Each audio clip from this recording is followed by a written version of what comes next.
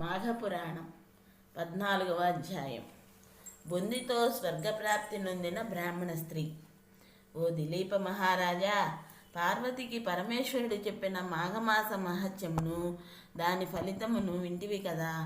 అట్లే ఒక బ్రాహ్మణ స్త్రీ భర్తతో సహా స్వర్గప్రాప్తి నొందిన వృత్తాంతమును వినిపించేదను, శ్రద్ధగా వినుము. పూర్వము కాశ్మీర దేశమందు సుబుద్ధి అనే బ్రాహ్మణ పండితోత్తముడు ఉండేవాడు. అతడు చతుర్వేదములను ఔపాసన పట్టిన దిట్ట. అతడెంత గొప్ప పండితుడో అంతటి ఉత్తముడు కూడాను. సకల సద్గుణ సంపన్నుడు ఆయన. గౌరవము, మర్యాద, మన్నన, వినయ విధేయతలు, సర్వజీవులయడ భూతదయ ఇత్యాది సద్గుణములను కలిగి ఉండేవాడు. అతడు అనేక మంది శిష్యులకు కూడా బోధించేవాడు. అతని బోధనలు విన్న వారంతా అతడు ఒక మహాజ్ఞాని అనియు ఉత్తమ పండితుడనియు వేణోళ్లాగా శ్లాఘించేవారు. గొప్ప కీర్తి ప్రతిష్టలు సంపాదించాడు. సద్బ్రాహ్మణ పండితోత్తముడైన సుబుద్ధికి సుశీల అనే 16 సంవత్సరాల కుమార్తె కలదు. ఆమె అందమైన చక్కని రూపురేఖలతో నవయవ్వన సౌందర్యవతి వలె మెరిసిపోతుండేది. పూర్ణచంద్రబింబం వంటి మోముతో, అందమైన లేడి కన్నుల వంటి నయనాలతో పరులను ఇట్టే ఆకర్షించేది. మృదుమధురమైన కంఠస్వరంతో, హంస నడక వంటి మయ్యారపు నడకలతో ఉండేది. అట్టి సర్వాంగ సౌందర్యవతి అయిన సుశీలకు పెండ్లి చేయ నిశ్చయించారు పెద్దలు. ఒకనాడు సుమంత్రుడనే శిష్యుడొకడు గురువుగారింట జరుగుదైన కార్యానికి పూజా ద్రవ్యములను సమిధులను తేవలనని అడవికి బయలుదేరాడు. మార్గమధ్యంలో ఉన్న ఉద్యానవనంలో సుశీల తన చలికత్తెలతో బంతులాటుకొంచుండుటగా బంతి వచ్చి అటుగా వెళ్తున్న సుమంత్రుని ముందరబడింది.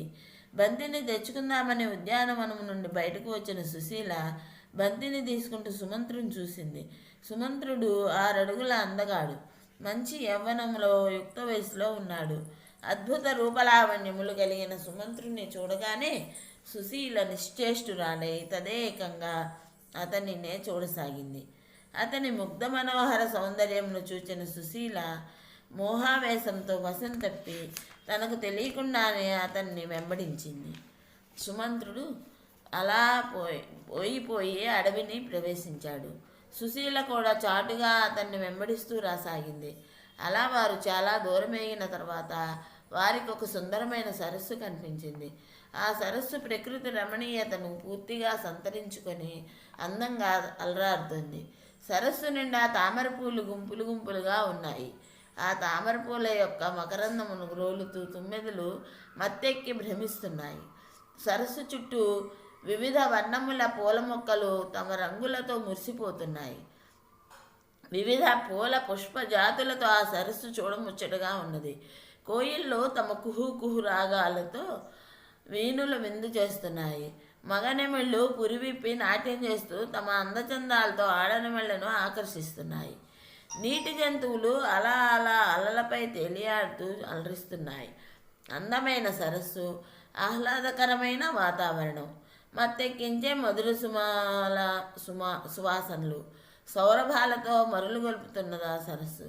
అంతటి ప్రకృతి సౌందర్యమును సంతరించుకున్న ఆ సరస్సును చూడగానే సుమంత్రునికి దాహం తీర్చుకొని అక్కడే విశ్రమించాలనిపించి తనివి తీరా నీటిని గ్రోలే ఆ సుందర సుమధుర పచ్చిక బయలుపై విశ్రమించాడు. చాలా దూరం నడిచి అలసిపోయాడేమో, ఆదమర్చి నిద్రపోయాడు. వెనుక నుండి వెంబడిస్తున్న సుశీల ఆదమర్చి నిద్రిస్తున్న అతని ముఖార వెన్నమును తనివి తీరా చూచింది. ఒక ప్రక్క ప్రకృతి తన సౌందర్యముతోనూ, జాతి మల్లె సంపెంగ పూల మత్తెక్కించే సువాసనలతోనూ సుశీలను కామ ప్రేరితురాలు చేశాయి. ఆమె మన్మథ చేష్టలకు లోనయ్యింది. కామం నిలువెల్లా ప్రకోపించడంతో ఉండబట్టలేక సుమంత్రుని పలకరించింది.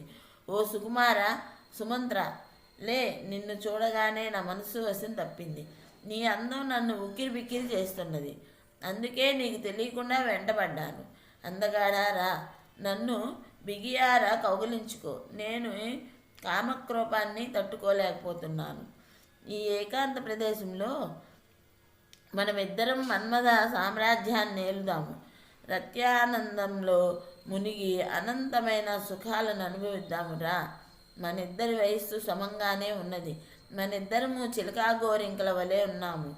రతి మన్మధుల వలె ఏకమై రత్యానందాలను అనుభవిద్దాము. నా యవ్వన బింకాన్ని సడలించు. నా అణువణువు నీ పరిష్వంగనకై పరితపిస్తుంది. రా, నన్ను నీ కౌగిల్లో బంధించు. నేను ఈ కామాన్ని తట్టుకోలేకపోతున్నాను. ఈ అవకాశము మరి రాదు. నా సర్వస్వమును నీకు అర్పిస్తాను. నా అంగాంగాలు నీ స్పర్శకై పరితపిస్తుపోతున్నాయి అంటూ కామాంధురాలైన సుశీల పలు రకాలుగా సుమంత్రుణ్ణి ప్రేరేపించసాగింది. ఈ హఠాత్ పరిమాణానికి సుమంత్రుడు నిశ్చేష్టుడయ్యాడు. కామ ప్రకోపంతో పలుకుతున్న సుశీల మాటలకు నివ్వెరపోయిన సుమంత్రుడు, సుశీల, నీ ఒక పిచ్చి దాని వల్లే కనబడుతున్నావు. నీకేదైనా పిచ్చి గ్రహం పట్టిందా ఏమిటా వాగుడు? నీవు ఎవరితో మాట్లాడుతున్నావో తెలుస్తుందా? నేను నీ తండ్రికి శిష్యుడను. ఆయన నా గురువు. ఆ విధంగా నీవు నాకు చెల్లెలు వరుస అవుతావు. నేను నీకు అన్ననవుతాను. నిన్ను ఏదో ఆవహించింది. లేనిచో నీవిట్లా కామంతో చిందులేవు. నీవు మనస్సును అదుపులో ఉంచుకోలేకపోతున్నావు. నీవెంతో అందగత్తెమని విర్రవీగుతున్నావేమో. హద్దు మీరు ప్రవర్తిస్తున్నావు. నీవు చక్కని విద్యావతివి. సకలము తెలిసిన వారిట్లో చేయవచ్చునా? నీ ప్రయత్నాన్ని విరమించుకో. నేను నీ తండ్రి వద్ద విద్యను అభ్యసించే శిష్యున్ననే మరువకు. నీతో నా పొత్తు కుదరదని తెలుసుకో. నీవు ఈ ప్రయత్నంను మాననిచో అష్టకష్టాల పాలవుతావు. వావి వరుసల గణింపక మన్మదాగ్నికి బలికాకు. మనమిద్దరము సంభోగించినచో అఘోర పాప మహాపాతకము మనమెన్ని జన్మలెత్తినో పోదు. ఈ పాపానికి విముక్తి లేదు. ఆ చంద్రార్కము నరకయాతనలు అనుభవించవలసి వస్తుంది. కావున నీ కోరికను మన్నించజాలను. ఇంటి నుండి బయలుదేరి ఇప్పటికే చాలా కాలాతీతమైంది. గురువుగారికి ఈ విషయం తెలిస్తే దండించక మానరు. కావున రమ్ము, పూజా ద్రవ్యములను సమిధులను తీసుకొని ఇంటికి పోవుదము అని సుమంత్రుడు అనేక విధముల నచ్చ చెప్పాడు. అంతటి సుశీల, ఓయి సుమంత్ర, స్త్రీ తనంత తానై వలచి వచ్చినచో కాదను వాడుంటాడా? సువర్ణము, రత్నాలు, అమృతము ఇత్యాదులు తమెంత తామై వస్తుంటే కాలదన్నుకొనేవాడుంటాడా? అట్లు చేసేవారు వివేకశూన్యులు. నా సర్వస్వాన్ని, నా అంగాంగాలన్నింటినీ నీకు అర్పిస్తానంటే నిరాకరిస్తున్నావే. నీ అంతటి వెర్రిబాగుల వాడుంటాడా? నిన్ను నే వలచాను. నా సర్వస్వం నీకు అర్పించదలిచాను. నీవు అంగీకరించి నన్ను నీ బిగకౌట బంధించి రత్యానందంతో ఓలలాడిస్తూ నా కామతృష్ణను తీరుస్తావా? సరే సరే, లేనిచో నేనిక్కడే ప్రాణత్యాగం అనురించుకుంటాను. గృహమునకిక తిరిగి వచ్చే ప్రశ్నే లేదు. నీ వల్లనే చనిపోయానని నిన్నే అందరూ ఆడిపోసుకుంటారు. ఒకవేళ నన్ను ఇక్కడ ఒంటరిగా వదిలి నీవు ఇల్లు చేరినచో నా తండ్రి నిన్ను వదులుతాడా? నా కూతురు ఎక్కడా? ఆమెనేం చేశావని నిన్ను నిలదీయడా? నిన్ను దండించక విడుస్తాడా? ఇప్పటికే నా చిలికెత్తలు నేను నీతో అడవికిపోయిన సంగతిని విన్నవించే ఉంటారు. కావున సుమంత్ర, రా, నీ బిగి కౌగిల్లో నన్ను బంధించు. నేను ఈ కామబాధను భరింపలేకున్నాను. నన్ను నీ దాన్ని చేసుకో. నాతో తనివి తీరా సంభోగించు. నన్ను తృప్తిపరచు అంటూ కామ పలుకులు పలికింది. సుమంత్రుడు ఆ దీనాలాపనములను విన్నాడు. కొంతసేపు ఆలోచించాడు. ఏం జరిగితే అదే జరుగుతుందిలే, సరేలే అనుకున్నాడు. తప్పు చేసినా చేయకపోయినా ఇప్పుడు మాట రాక మానదు కదా అనుకొని సుశీలతో సంభోగించడానికే నిశ్చయించుకున్నాడు. సుశీల, సుమంత్రులు ఇద్దరూ మన్మథ క్రీడల్లో పరవశించి పోవాలనే ఏకాభిప్రాయానికి వచ్చిన వారే ఆ సరస్సు సమీపమునందు ఒక సుందర ప్రదేశమును చూసుకొని శుభ్రము చేసే మెత్తని ఆకులను, పరిమళ పుష్పములను పరుచుకొని ప్రకృతి సౌందర్యం ప్రేరేపించగా వారిరువురు వివస్త్రలై దిగంబరంగా ఒకరిపై ఒకరు పడి ఒత్తుకుంటూ తమ కామతృష్ణను తీర్చుకొనసాగారు. కొంతసేపు మన్మథ చేష్టల్లో మునిగిపోయారు. మరికొంతసేపు కామక్రీడల్లో పరవశించారు. వారిద్దరూ అలా పరస్పర ప్రేమానురాగములతో చుంబనాలతో మురిసిపోతూ మరలా మరలా రత్యానందమును గ్రోలుతూ తమ కామ తృష్ణను తనివి తీరా తీర్చుకున్నారు. వీరి కామ వికారము చూసి సిగ్గుపడిన పక్షులు మరో చోటికి ఎగిరిపోయాయి. వీరి కామ వికారమును కనలేని కొలంలోని కమలములు నీట తల వంచాయి. మాటిమాటికి వారి ప్రేమానురాగ చుమ్మనాలను చూడలేక మధువును గ్రోలి మత్తెక్కిన తుమ్మెదలు సైతం సిగ్గుతో అలసి అవతలికి పోయాయి. ఇట్లు వారిరువురు విచ్చలవిడిగా పలుమార్లు రత్యానందమును గ్రోలి సొలసిపోయారు. మరి కొంతసేపటికి వారిరువురు తెప్పరిల్లి పూజాద్రవ్యములను సమిధులను ఆశ్రమ వస్తువులను తీసుకొని ఇంటి ముఖం పట్టారు.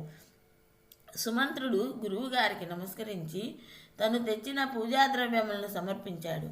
అడవికి పోయి కష్టపడి ఆశ్రమ వస్తువులను తెచ్చిన శిష్యుడైన సుమంతుని మెచ్చుకున్నారు.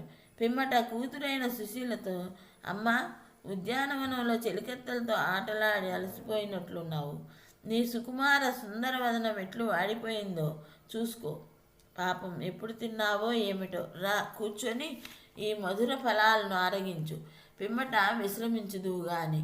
చూడు, నీవు ఆటలాడటం వలన నీ వస్త్రములు సైతం ఎంత నలిగిపోయి ఉన్నాయో అంటూ పితృవాత్సల్యంతో కూతురికి మధుర ఫలాలను అందించాడు. ఆమె బెదురుతూనే జన్మనిచ్చిన తండ్రిని సైతం మోసగించి ఏమీ తెలియని దానివల్లే నటిస్తూ ఆ ఫలాలను తినసాగింది. కొంతసేపటికి బడలికతో విశ్రమించింది. పాపం ఏమీ తెలియని ఆ తండ్రి సుశీలను అల్లారు ముద్దుగా పెంచసాగాడు. మరికొంతకాలానికి యుక్త వయసులోనున్న సుశీల ఒక సద్బ్రాహ్మణ యువకునికి ఇచ్చి వైభవంగా పెళ్లి చేసి అత్తవారింటికి సాగనంపాడు.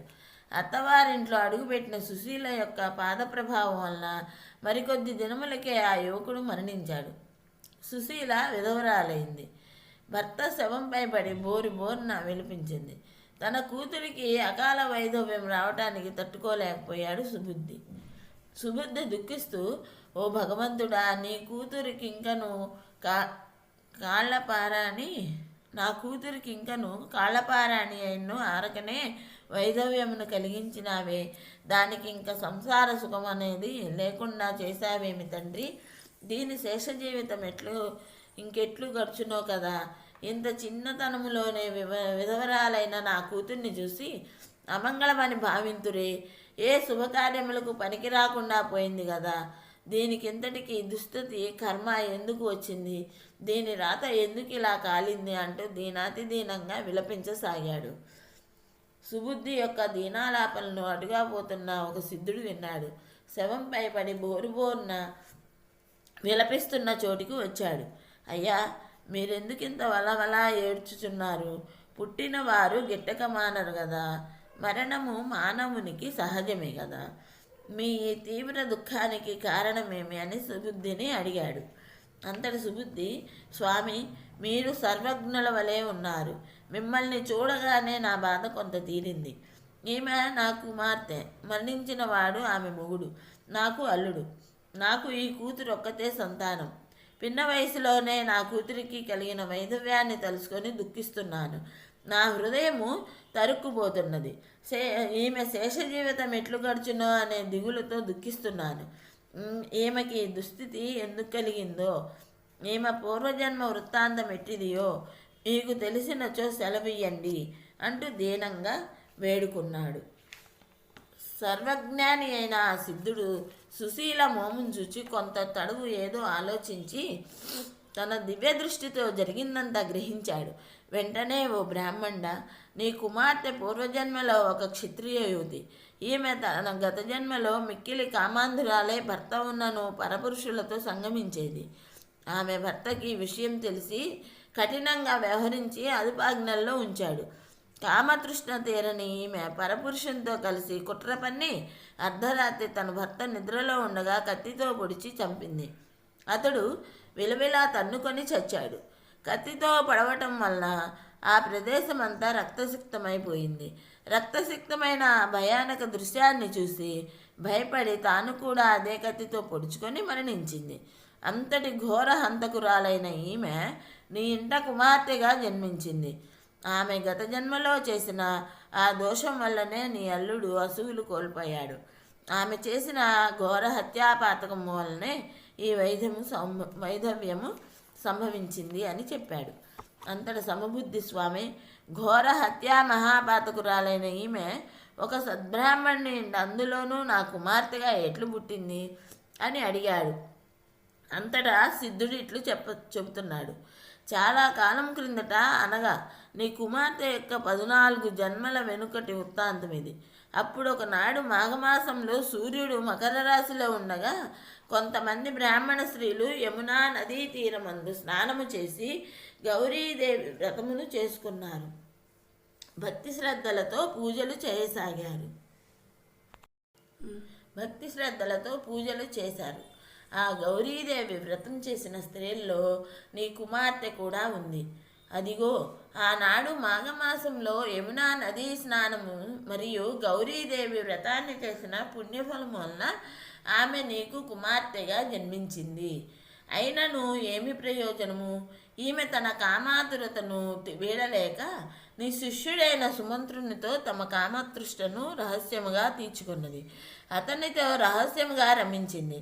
ఆ పాపము వల్లనే ఈమెకి వైధవ్యం సంప్రాప్తించింది.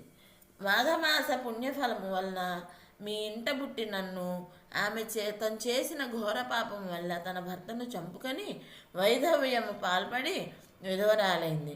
కావున ఈమెకు గత జన్మ పాపము, ప్రస్తుత పాపముల వలన ఈ అకాల వైధవ్యము కలిగింది. ప్రతి జీవియు తన పాపపుణ్యాల ఫలితము అనుభవించవలసిందే కదా, ఇక దుఃఖించవలసిన పని లేదు. కర్మ సిద్ధాంతం ప్రకారం కానున్నది కాక మానదు, జరగబోవునది జరగక మానదు, జరిగినది జరుగుతున్నది, జరగబోవునది అంచికే అనుకోవాలి అని సిద్ధుడు చెప్పి సుబుద్ధిని ఓదార్చాడు. అంతటా సుబుద్ధి, భగవంతుడా, నేనెంతటి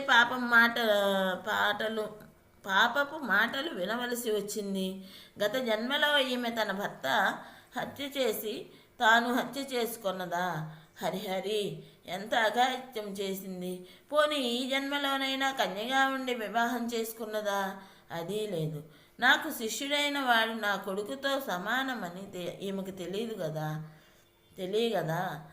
ఈ విధముగా నా శిష్యుడు ఆమెకు అన్నవరస అవుతాడు కదా. అవునులే, కామంతో కళ్ళు మూసుకొని పోయిన వారికి వామి వరుసలు ఏమీ తెలుస్తాయి. కామాంధురాలై సోదరుని వంటి వానితో రమించిందా? అహో, ఎంతటి ఘోరము! ఈమె నా కూతురు అంటం నాకు సిగ్గుగా ఉన్నదే అనుకుంటూ, స్వామి, ఇదంతా విన్న తర్వాత ఈమె నా కూతురు అంటం సిగ్గుగా ఉంది. ఒక ప్రక్కగా నా కుమార్తె తీవ్రమైన కోపము, మరొక ప్రక్క అవ్యాజానురాగమైన కుమార్తె అనే ప్రేమయు కలుగుచున్నాయి. కావున నా యందు దయవుంచి నా కుమార్తెట్లను తను చేసిన ఈ ఘోర మహాపాతకముల నుండి విముక్తురాలు ఎట్లగునో చెలవీయండి. అట్లే నా అల్లుడు మరలా పునర్జీవితుడు ఎట్లు కాగలడో చెప్పి పుణ్యం కట్టుకోండి అని బ్రతిమాలాడు. ఓ బ్రాహ్మణోత్తమ, నీ కుమార్తె చేసిన ఘోర హత్యా పాపముల నుండి ఎట్లు విముక్తురాలు కాగలదో చెప్పేదను వినుము. ఈ మాఘమాసంలో నీ కుమార్తె చే నదీ స్నానం చేయించి గౌరీదేవి పూజను చేయించుము. ధూపదీప నైవేద్యాలతో పూజించి ముత్తైదువులను పిలిపించి వాయినాలిప్పించుము. మాఘమాసము 30 రోజులు నీ కూతురు చేయి విధముగా చేయించుము. భక్తి శ్రద్ధలతో విష్ణుదేవునికి పూజలు, భజనలు, కీర్తనలు, హరికథలు ఇత్యాదులను నిర్వర్తించుము. అట్లు నీ కూతురు చేత చేయించినట్లయితే ఆమె యొక్క పంచమహాపాతకములు హరించుకుపోతాయి. నీ అల్లుడు కూడా పునర్జీవితుడు కాగలడు. అత్యంత నియమనిష్టలతో ఆచరించినట్లయితే నీ కోరిక తప్పక నెరవేరగలదు. ఆ విధి విధానము కూడా వినుము. మాఘశుద్ధ విధియ నాడు ముత్తైదువును పిలిపించి వారికి స్నానముగా మించి వారి పాదములకు పసుపు రాసి వారి నుదుట బొట్టు పెట్టి పూజించాలి. 2 క్రొత్త చేటలు తెచ్చి దానిలో చీర, రవికిలగుడ్డ, పసుపు, కుంకుమ, పండ్లు, స్వయం పాకం, తమలపాకులు, ఒక్కలు, దక్షిణ ఉంచి దానిపై 2వ చేటను మూత వేసి ఒక ముత్తైదువుకు వాయనం ఇవ్వాలి. పిమ్మట ఆ ముత్తైదువుకు పంచభక్ష పరమాన్నాలతో తృప్తిగా భోజనం పెట్టి సంతృప్తిపరచాలి. దీనివలన పరపురుష సాంగత్య దోషము నివారణమగును. కొంతమంది ఆరంభ శూరత్వమును ప్రకటించి నదికి పోయి స్నానం చేద్దామని తలంచి నది వరకు వెళ్ళి అయిష్టతతో స్నానం చేయకయే వెనుదిరుగుతారు. అట్టి వారిని వారి భార్యలు ప్రోత్సహించి నదీ స్నానము చేయించాలి. ప్రతి మగవాని ఔన్నత్యం వెనుక మగువ ఉంటుందని కదా సామెత. కావున స్త్రీలందరూ నిష్ఠతో మాఘమాస స్నానం చేయాలి. వారి భర్తలతో చేయించాలి. కుటుంబ గౌరవానికి కానీ పరువు ప్రతిష్టలకు కానీ వంశాభివృద్ధికి కానీ స్త్రీలే కదా ప్రధాన కారకులు. కావున ఈ మాఘమాసంలో ప్రతిరోజు నదీ స్నానం చేసి పూజలు చేయాలి. ఈ మాసమంతా విష్ణుమయమైన హరికథలు, బుర్రకథలు, దాన ధర్మాది కృత్యములతో గడపాలి. భజనలు, సంకీర్తనలు పెట్టించాలి. నిత్యము విష్ణువు యందే ధ్యాస కలిగి ఉండాలి. ఈ మాఘమాస వ్రతమునకు మించిన వ్రతము మరొకటి లేదు. మాఘమాస వ్రతములను ఆచరించుతూ మునులు సిద్ధులగుచున్నారు. ఈ మాఘమాస వ్రతము వల్ల మతి లేని వారు మంచివారు అవుతారు. కుష్ఠవ్యాధితో బాధపడుతున్న వారు ఆ వ్యాధి నుండి విముక్తులై పుణ్యాత్ములు కాగలరు. అయితే ఈ మాఘమాస వ్రతాన్ని గొప్పలు కోసం కానీ డాంబికముగా కానీ నిర్వర్తించరాదు. 10 మంది మెప్పు కోసం వ్రతము ఆచరించరాదు. మంచి మనస్సుతో తిరకడన శుద్ధిగా నియమనిష్టలతో ఈ మాఘమాస వ్రతాన్ని చేసినచో అట్టివారు విష్ణు సాయుధ్యమును అందగలరు. నిరాడంబరతో నారాయణునికి ప్రియమైన నది చిత్తశుద్ధితో ఈ మాఘమాస వ్రతాన్ని చేయాలి. భక్తి శ్రద్ధలు, నియమనిష్టలు, నిరాడంబరత, చిత్తశుద్ధి మున్నగునవే ప్రధానములు అని సిద్ధుడు ఉపదేశించి తన దారిన తాను వెళ్ళిపోయాడు. సుబుద్ధి అంతటా తన కూతురు సుశీలచే సిద్ధుడు ఉపదేశించినట్లు చేయించాడు. తత్ఫలితంగా పోయిన అల్లుడు పునర్జీవితుడైనాడు. అందరూ మాఘమాస వ్రతము ఆచరించి పాపరహితులైనారు. మాఘపురాణం 14వ అధ్యాయం సమాప్తం.